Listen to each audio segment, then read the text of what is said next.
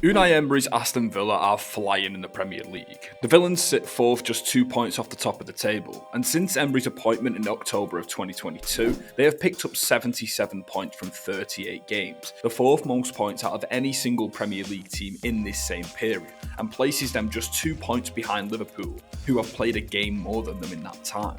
So we're here to break down how Emery has proven himself to be one of the best current managers in the entire of the Premier League, all whilst reinventing the famous 4-4-2. In past years, the 4-4-2 has been known for its flying wingers, defensive stability and simplicity, but Unai Emery has taken this shape up a notch. Instead of playing out-and-out wingers in the wide midfielder slots, he's been playing traditional central midfielders. So instead of them holding the width, they actually narrow to make this shape a 4-2-2, more than a 4-4-2. The instruction on the wide midfielders was highlighted in their winner at Tottenham. They built through the two deeper midfielders, and we can see how the wide players have come inside to form a box midfield with the two pivot players, using the winger and the fullback to stretch the Spurs back line enough to breach through the gaps centrally.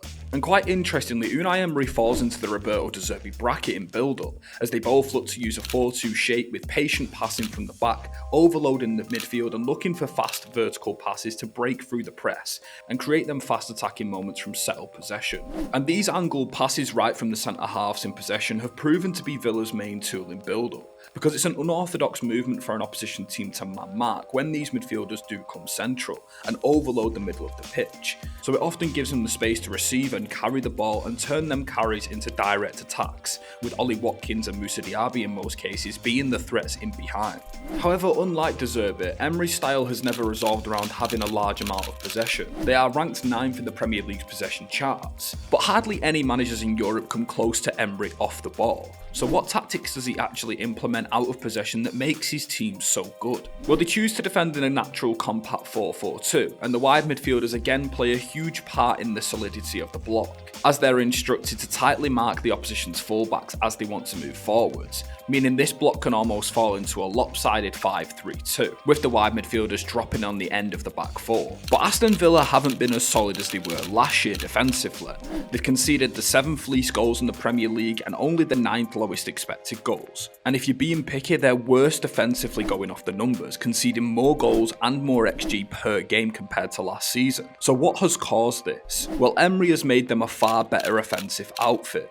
In comparison to last season, they're accumulating more expected goals, taking more shots, having more touches in the opposition's box, having longer passing sequences, more direct attacks, more build-up attacks, and this ultimately means that they're scoring more goals. And what goes hand in hand with being more attacking? Being more aggressive off the ball. Last season they triggered 3.05 offsides per 90 minutes, which was the most at that time in the Premier League. But this season they've already averaged 4.85 offsides per 90 minutes, which once again is the most in the league. And when you combine all these off the ball principles with the aggressive high line, the wide midfielders covering the overloads, and stepping up higher to trigger offsides that Emery has instilled into his Villa team, you get this. A compact 4-4-2 mid-block, with the ball-sided wide midfielder not allowing the overload down the side, creating that lopsided 5-3-2. As Brighton look to work the ball around the edge of the box, they gain territory and they force Aston Villa's line deeper.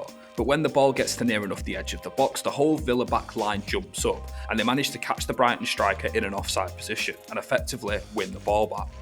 And it's fair to say that Unai Emery now belongs in these conversations as being one of the best managers in the Premier League. But where he actually ranks as a Premier League manager is the question that people are finding so hard to answer.